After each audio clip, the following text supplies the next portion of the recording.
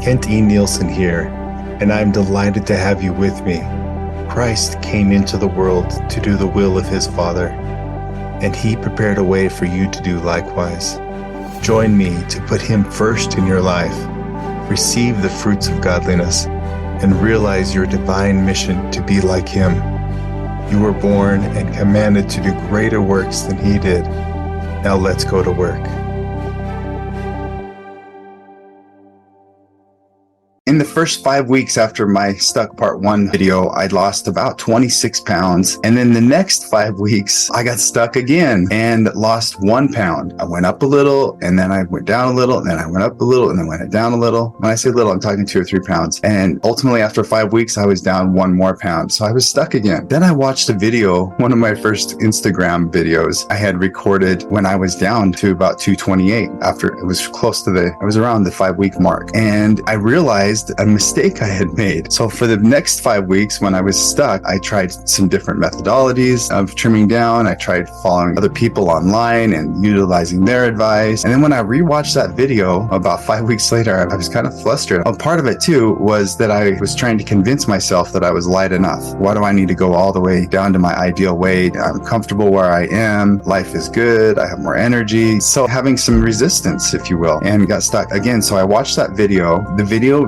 reminded me of a teaching that I gathered from Robert A. Russell in one of his books. And he suggested that if you want something, you need to go to what he calls the source or the substance rather than the thing. So I began to focus on the weight and hitting the weight goals and trimming down and following one person after another's advice. And I had focused again on the thing rather than the source. So as I watched that video again, it reminded me of the space I was in when I was trimming down and the space where I was over the next 5 weeks, which was focused on things rather than the source. And it invited me to turn back to the source, which is God, the substance of all living, and to focus on him and to reintegrate the habits that got me to where I was in the previous 5 weeks. So I did that, and that was the beginning of the August. And then I give some inside scoops on that Instagram post on how to move in that direction. So my handle is I am Kent N. Anyhow, so since then, it's been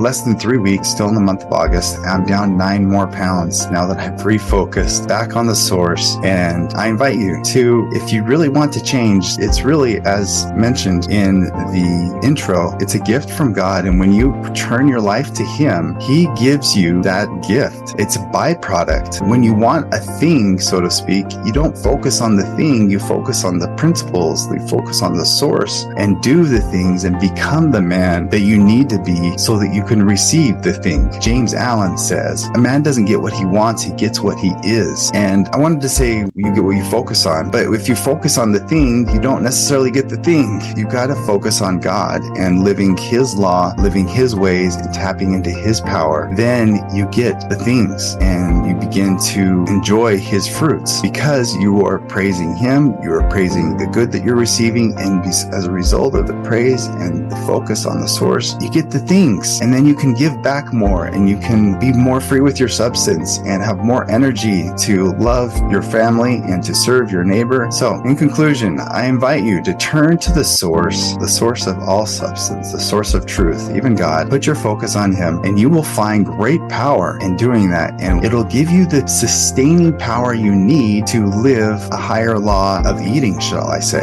I love how Jesus Christ put it. He says, man shall not live by bread alone. And that's really helped me to implement trimming down as I recognize that my inner soul, my spirit needs food, and I need to feed myself and nourish myself with the best books so that I can be of service to him and receive all good things. Thank you for joining me for a brief mental workout. Wise men do their mightiest works with their mental exertions. I encourage you to take time to ponder on the weightier matters of life and to govern your body with pure mental exertions, rather than having your body tell you what to do.